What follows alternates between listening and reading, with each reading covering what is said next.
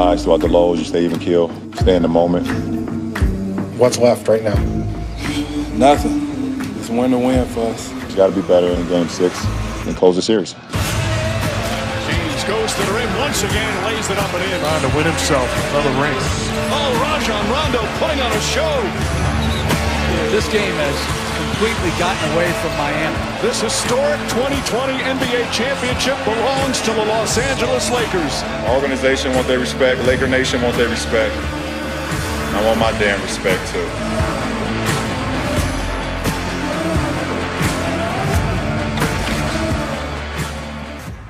Welcome back to The Jump. Now joining us, our NBA insider, Brian Windhorst. Brian, I know you are really, really disappointed not to be sitting next to me for that smoke machine today. I just want to warn you that if there is a deal that is announced or at least leaked before the deadline and you're on with us, you are going to hear this. And, you know, I'm sorry about the noise. What can I tell you? Key player alert. You'll see our key player alert as well. Player alert. It's a little bit better than the year that I electrocuted Brian from the smoke machine. Just a little bit. But, you know, there you go. I want to ask you guys about Anthony Davis because he can sign that long-term extension we've been talking about with the Lakers. All roads, of course, lead to him staying in LA. He does have some choices. And as you heard Woj say in our last block, he's not expected to commit in the immediate days. Brian, can you explain a little bit about what's going on here to our audience, what his options are, and is there any point they should start getting nervous? Well, there's some speculation out there, Rachel, that one of the reasons why he's going to delay his decision is because the Lakers have some other free agency moves to make, and he just wants to let them know he's watching. Now, I don't think there's any stress out there. He will be a Laker, but one of the guys they have to make a decision on, and it's a tough decision about how much to pay him, is Kentavious Caldwell-Pope, who is represented by the same agent, Rich Paul. Now, I think Caldwell-Pope is going to have some interest out there in the market. Whether or not he can get enough money out there to actually leave the Lakers is a different story. But this is somewhat reminiscent of when J.R. Smith was a free agent back in 2016 in Cleveland, represented by Rich Paul, and LeBron took his sweet time over that summer before signing. Now, having said that, LeBron did sign before J.R. Smith did. But while I think Anthony Davis has been well aware of his contracts options for months now, maybe it's just a little bit of a check game that he's playing.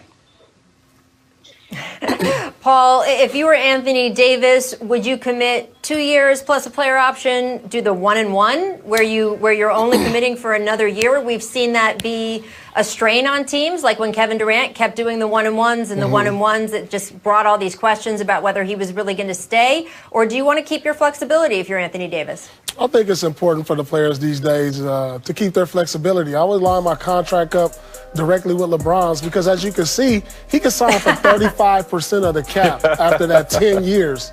And so, you know, LeBron, he could probably retire in 2-3 years. Who knows? You know, but I'll line my situation up with his. But what Anthony Davis got to understand is you're a Laker, you won a championship. Now, if you decide after 2 years you don't want to be a Laker or 3 years you don't want to be a Laker, it's like, to me, where do you go from there? And so I really would start thinking long term. I would think even for a 5 or 6 year deal. I mean, because after you may win another championship as a Laker. There's nowhere else you can go after being a Laker after winning 2 championships and being the face of the franchise long after LeBron has left. So, I mean, his options are open, and that's a good thing to have these type of options for Anthony Davis to make these type of decisions, because he's one of those players whose game is injury-proof also. He's 7 feet, athletic. He can do so many things with the ball. He can shoot, soft touch, handle the ball. So sky's the limit for this kid. Whether he stays healthy or not, he's still going to get a great deal. So maybe 2 is the way to go. I like what you're saying, Paul, and I agree. He really has some flexibility. I think lining his contract up with LeBron is a great thing to do. You know, win as much as possible. And then down the line, obviously you could do the 1-and-1s back at home. I know that was talked about. I think Chicago, a couple other teams where he could possibly go back.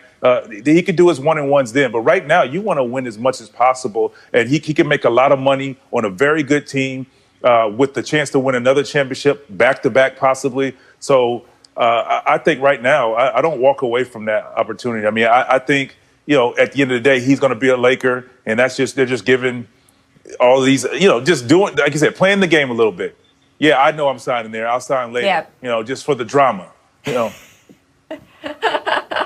What's life without a little bit of drama? And by the way, Paul, I know that you have your number retired in Boston. Right, exactly. I know, Paul, you have your number retired in Boston Garden, but you're clearly always an LA kid if you're saying, what could you possibly want besides playing for the Lakers? I mean, that there's not even a consideration of another team. That's the most LA thing I think I've heard you say in a while. I do want to move on to the live Sixers, here after though. basketball anyway.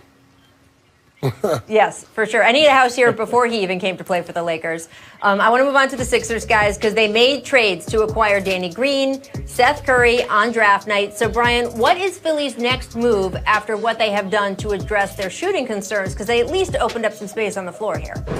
Yeah, and by trading Al Horford, they also opened up some room on their books. They were facing pretty significant luxury tax penalties, and the Al Horford trade gave them some airspace, and so they now can, dip their toes into free agency. But of course, that's not what you're asking about. What you're asking about is, are they going to trade for James Harden? I'm asking about James Harden, friend. Yes. These trades really don't help improve their asset base for Harden. It's not like the Rockets are like, oh, they have Danny Green. Oh, this is something we're interested in. Most people in the league believe that if they're going to get serious about James Harden, it's going to take putting Ben Simmons into the deal. Now, Daryl Morey has not made any indication at all that he is willing to do that, and he has been very clear as he's talked to the media about how valuable it is to have two young superstars in their prime. But if James Harden wants to go to Brooklyn, the way to trump any Brooklyn offer is to put in a player that Brooklyn can't match. And so that's what we're going to be paying attention to. It could be weeks, it could be months before something like this would happen. Vince, would you do a deal if you were the Sixers, and would you do a deal that included Ben Simmons to get James Harden with Joel Embiid?